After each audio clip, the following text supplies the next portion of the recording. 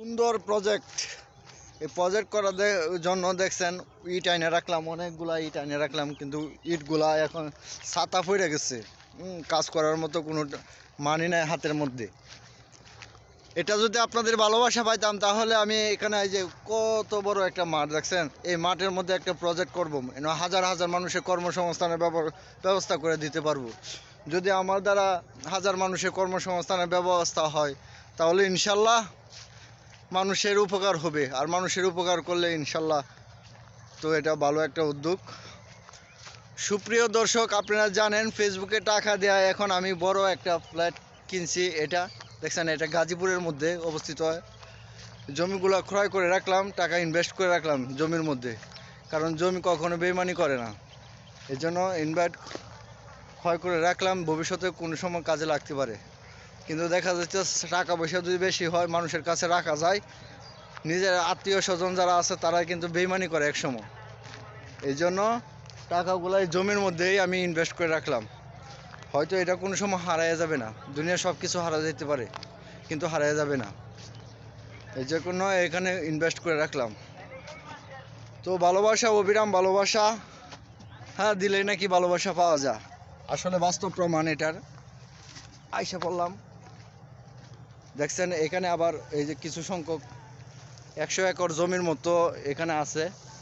এখানে আমি ভুট্টা চাষ করছি, কিছু প্ল্যান আছে। এখানে একটা ফার্ম করব, আর ফার্মের এই যে এই পাশটা দেখতে পাচ্ছেন, এই পাশটা আমার, এই পাশটা এই যে সবটা ভুট্টা ক্ষেত করছি।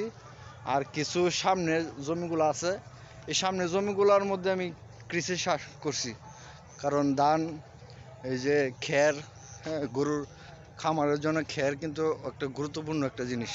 খের যদি না থাকে তাহলে কিন্তু খামার করা যাবে না। আবার এই যে আমার এই সাইডে কিন্তু গমের চাষ করছি। আর সব সাইডটা আমি এরিয়া দেয়া দিছি, কারণ এরিয়া দেয়া নিজের পজিশনটা নিজেই গুছায় রাখছি।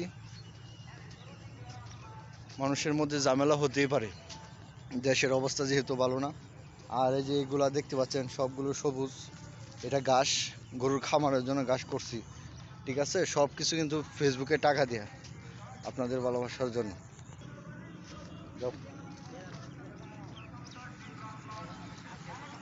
বেড়া দা দিলাম, মানুষের গরু ছাগলের সমস্যা করে।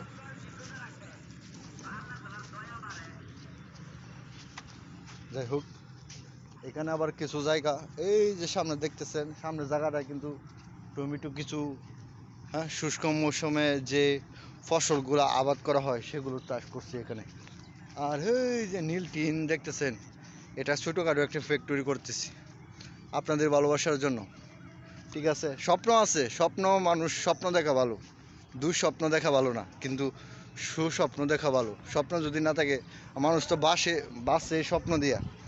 যার যার যত বড় স্বপ্ন তার তত বড় মন মানসিকতা। ঠিক আছে, স্বপ্ন দেখতে হবে, স্বপ্ন বাস্তবায়ন করার জন্য আপ্রাণ চেষ্টা করতে হবে। আপনার যতটুকু সামর্থ্য আছে তা দিয়া আপ্রাণ চেষ্টা করতে হবে। দেখছেন এই যে জমিগুলা, এগুলোর মধ্যে কিন্তু ধানের চাষ করছি। ঠিক আছে, ধানের চাষ করছি, সাথে আমার যে এই পাশের জমিগুলো, ওই যে বিল্ডিংরা দেখতেছেন, ভবিষ্যতে এরকম একটা ফ্ল্যাট করার চিন্তা ভাবনা আছে। তো আপনাদের যদি ভালোবাসা পাই ইনশাল্লাহ করব।